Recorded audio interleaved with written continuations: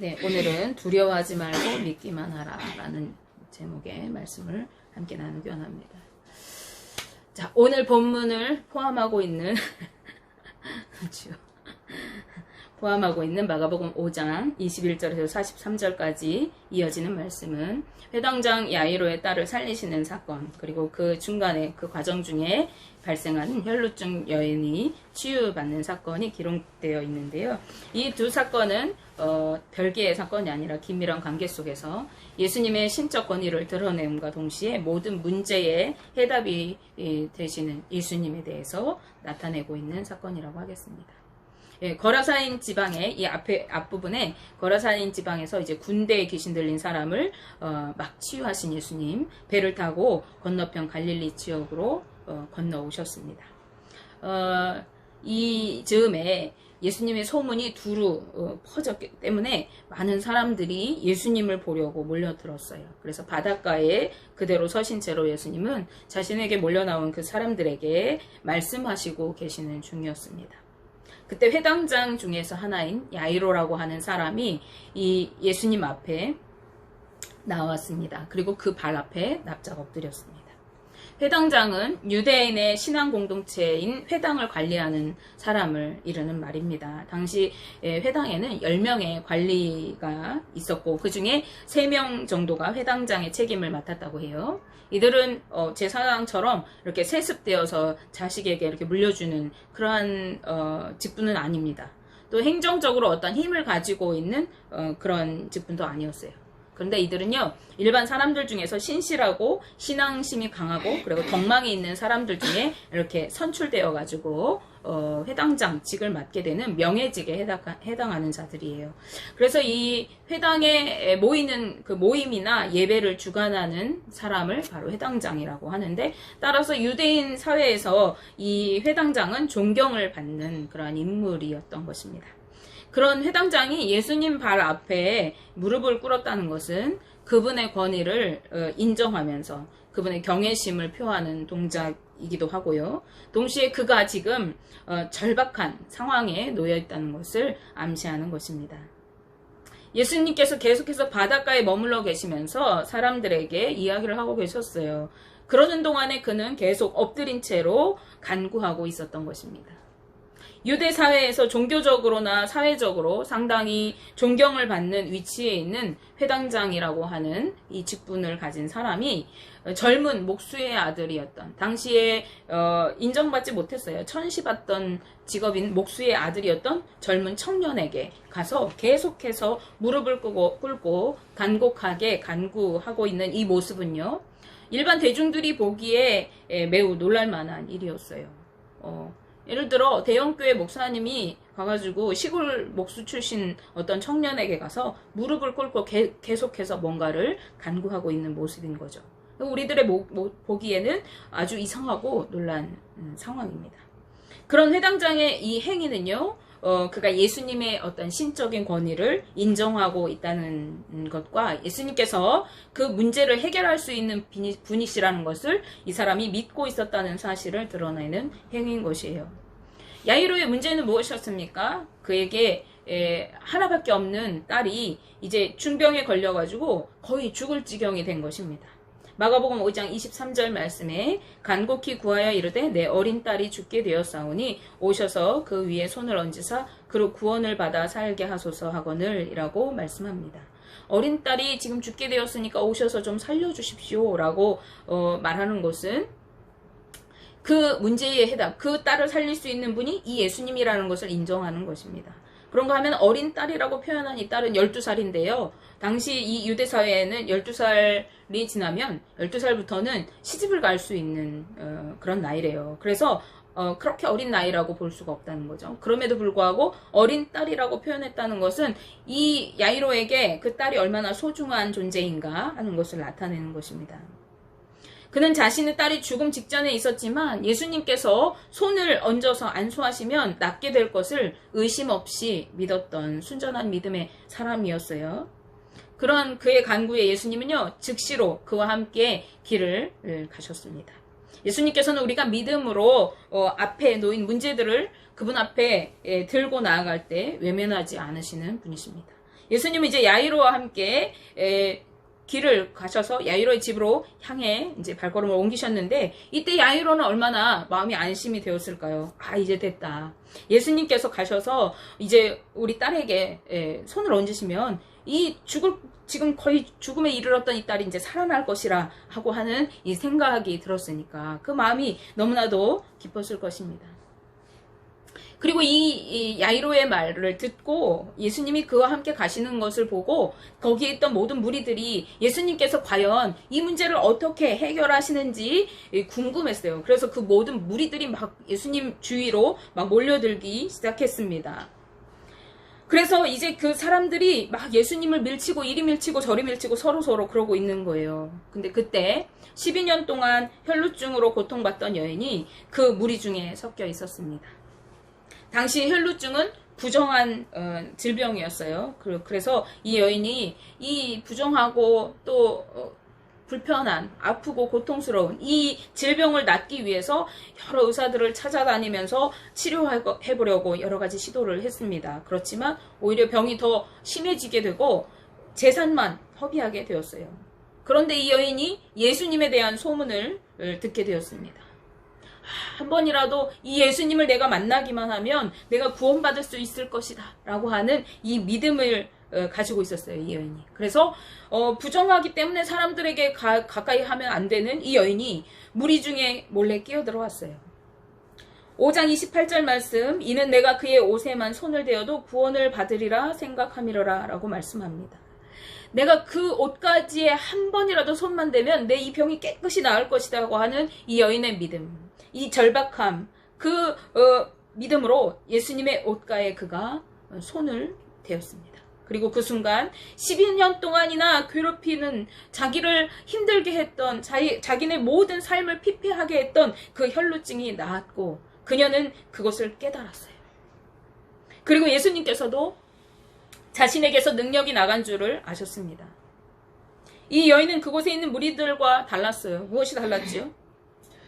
그곳에 있는 무리들은 단순히 예수님께서 행하시는 이적을 호기심을 가지고, 야, 예수님이 어떻게 죽어가는 아이를 살리실까? 예수님이 오늘은 또 어떠한 이적을 행하실까? 그것을 궁금해하고 보기를 원하면서 예수님 주변에 머물러 있었어요. 그런데 이 여인은요, 나를 구원할 능력이 그분에게 분명히 있음을 믿고 내가 그분에게 다가가서 그분과 만나는 순간 내 이 모든 문제가 해결받을 것이라고 하는 믿음으로 그분 앞에 나아갔던 것입니다. 믿음은 역사하는 힘이 있습니다. 그녀의 믿음이 예수님께 닿았을 때 그 순간 그녀는 구원을 얻게 되었습니다. 예수님께서는 우리에게 믿는 자에게는 능치 못함이 없다고 말씀하셨습니다. 오늘 본문 5장 34절 말씀에도 예수님께서 그 여인에게 말씀하십니다. 예수께서 이르시되 딸아 내 믿음이 너를 구원하였으니 평안히 가라 내 병에서 놓여 건강할지어다 라고 말씀하십니다.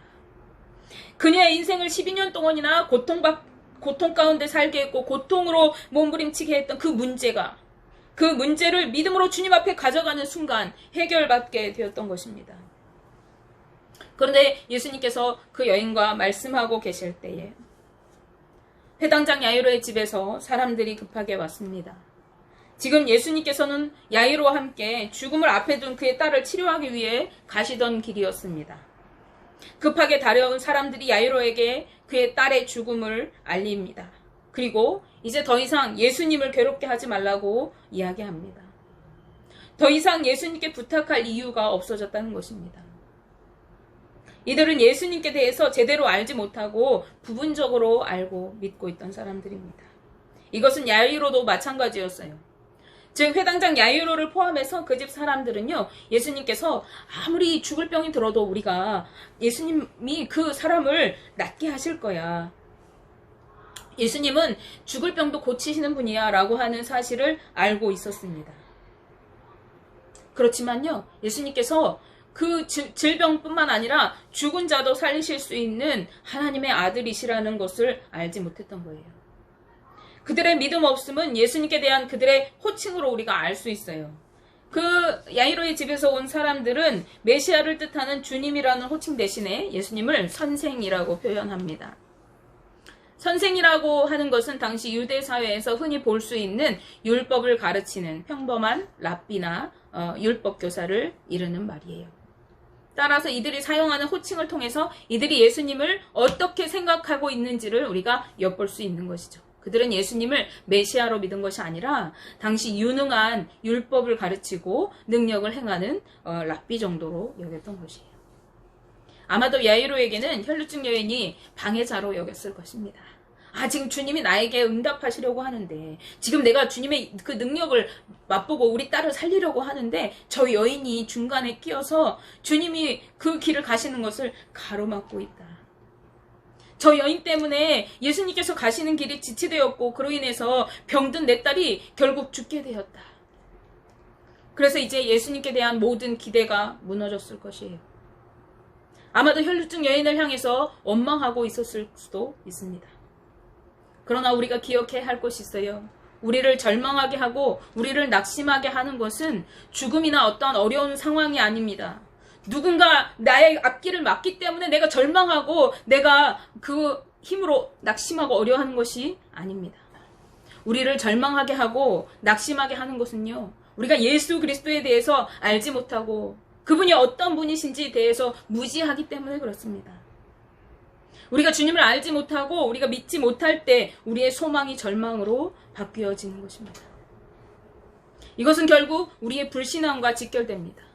우리가 주님을 알지 못하고 주님에 대해서 제대로 깨닫지 못할 때 우리는 주님을 믿지 못하게 되어지고, 그리고 어려움을 만나게 될 때 절망과 회의에 빠집니다. 그리고 비관하게 되는 거예요. 그리고 믿음을 잃어버리게 됩니다. 예수님께 대해서 잘 알지 못하고 믿지 못하게 되는 것은요, 책망받을 만한 악한 일입니다. 그렇기 때문에 제자들이 계속해서 믿음 없음을 책망받은 이유가 여기에 있습니다.